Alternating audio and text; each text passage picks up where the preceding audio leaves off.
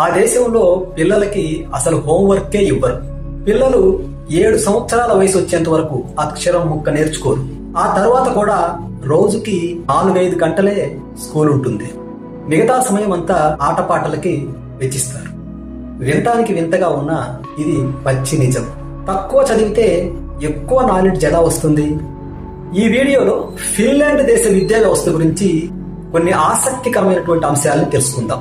భారతదేశంలో లాగా భారీ ఫీజులు వసూలు చేసేటువంటి ప్రైవేటు స్కూల్స్, కాలేజెస్ ఫిన్లాండ్ లో కనిపించవు. ఇక్కడ కేజీ టు పీజీ విద్య పూర్తిగా ఉచితం.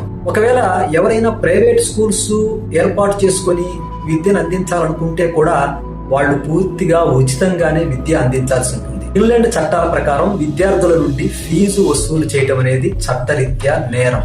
ఇక ఫిన్లాండ్ విద్యా వ్యవస్థలో మనకు ముఖ్యమైన విషయం ఏంటంటే ఎవ్రీథింగ్ ఈజ్ ఫ్రీ.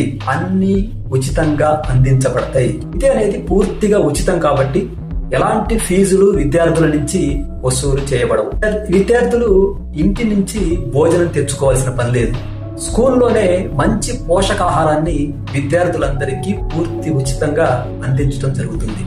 ఇక స్కూల్లో పిల్లలకి మెటీరియల్ కానీ, బుక్స్ కానీ, ఎవ్రీథింగ్, ల్యాప్టాప్స్ దగ్గర నుంచి, ట్యాబ్స్ దగ్గర నుంచి ప్రతిదీ కూడా ఉచితంగా ప్రభుత్వమే సప్లై చేస్తుంది. ఒకవేళ స్కూలు 5 కిలోమీటర్ల కంటే ఎక్కువ దూరంలో ఉంటే ట్రాన్స్పోర్టేషన్ కూడా ప్రభుత్వం ఫ్రీగా ప్రొవైడ్ చేస్తుంది.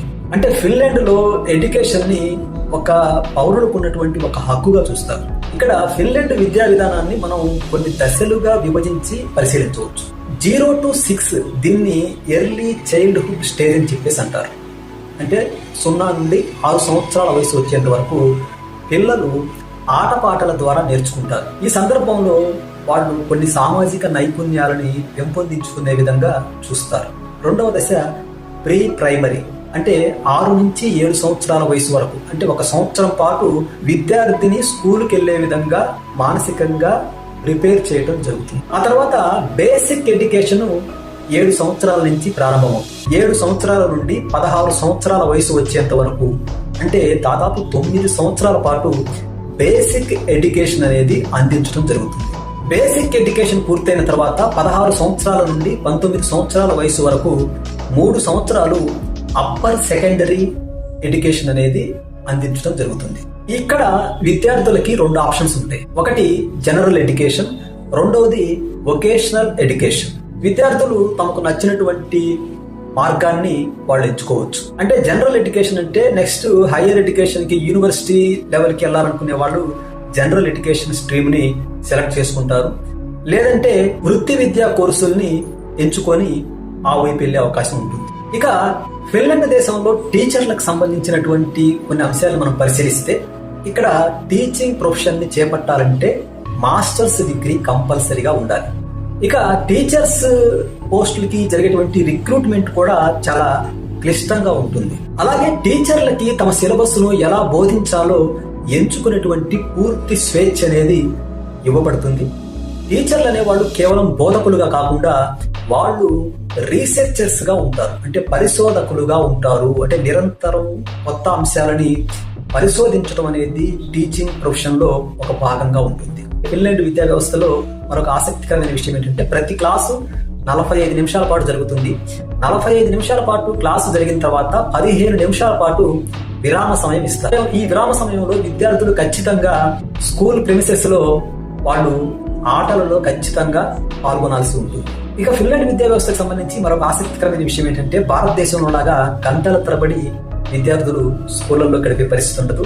సగటున ఫిన్లాండ్ విద్యార్థులు కేవలం 4-5 గంటలు మాత్రమే స్కూల్లో గడుపుతారు. ప్రపంచవ్యాప్తంగా విద్యార్థుల యొక్క సామర్థ్యాన్ని కొలిచేటువంటి ఫీసా ర్యాంకింగ్స్ లో ఫిన్లాండ్ ఎప్పుడు కూడా ఆల్మోస్ట్ టాప్ పొజిషన్ లో ఉంటుంది. ఇక ఫిన్లాండ్ లో లిటరసీ అనేది దాదాపు 100%, అంటే అక్షరాస్యత అనేది ఫిన్లాండ్ లో 100%గా ఉంటుంది. ఫిన్లాండ్ ఎడ్యుకేషన్ లో డ్రాప్ అవుట్స్ అనేవి దాదాపు కనిపించవు. 99.7% విద్యార్థులు ప్రాథమిక విద్యను సక్సెస్ఫుల్ గా కంప్లీట్ చేస్తారు. ఇక్కడ ఫిన్లాండ్ విద్యా వ్యవస్థలో మనం గమనించే మరొక ముఖ్యమైన అంశం ఏంటంటే సోషల్ ఈక్వాలిటీ. ఎందుకంటే ప్రైవేటు విద్యా వ్యవస్థే లేదు కాబట్టి సంపన్నుల పిల్లలు, పేదవారి పిల్లలు ఒకే స్కూల్లో ఒకే బెంచీలో కూర్చొని చదువుకునే పరిస్థితి. దీనివల్ల సమాజంలో ఇన్ఈక్వాలిటీస్ అంటే అంతరాలు అనేవి పూర్తిగా తొలగిపోతాయి.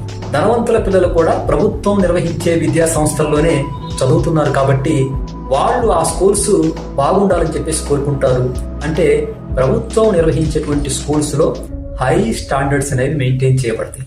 ఫిన్లాండ్ విద్యా వ్యవస్థలో మరొక ముఖ్యమైన విషయం ఏంటంటే neighbourhood school policy. Neighbourhood school policy అంటే మీ ప్రాంతంలో మీకు అతి సమీపంలో ఉన్నటువంటి పాఠశాలే అత్యుత్తమమైనటువంటి పాఠశాల అని అర్థం. ఎందుకంటే ఆ దేశంలో ఏ మూలకెళ్ళినా అన్ని స్కూల్స్ లో ఒకే రకమైన స్టాండర్డ్స్ ఉంటాయి. అంటే క్వాలిటీ ఆఫ్ ఎడ్యుకేషన్ లో అన్ని స్కూల్స్ ఒకే విధంగా ఉంటాయి. ఫిన్లాండ్ లో బెస్ట్ స్కూల్ అంటే అది మీకు అతి సమీపంలో ఉన్నటువంటి స్కూల్. ఓవరాల్ గా చూస్తే భారతీయ విద్యా వ్యవస్థలో విద్యార్థులపైన తీవ్రమైనటువంటి ఒత్తిడి ఉంది. ఫిన్లాండ్ విద్యా వ్యవస్థ అనేది చాలా సరళంగా ఉంది. విద్యార్థుల్ని ఏ రకమైనటువంటి ఒత్తిడికి గురి చేసే విధంగా లేదు. భవిష్యత్తులో భారతదేశంలో విద్యార్థులపైన ఒత్తిడి తగ్గుతుందని చెప్పేసి ఆశిద్దాం. ఈ వీడియో మీకు నచ్చితే లైక్ చేయండి, షేర్ చేయండి. మరిన్ని మంచి వీడియోల కోసం ఈ ఛానల్ని సబ్స్క్రైబ్ చేసుకోండి. Thanks for watching.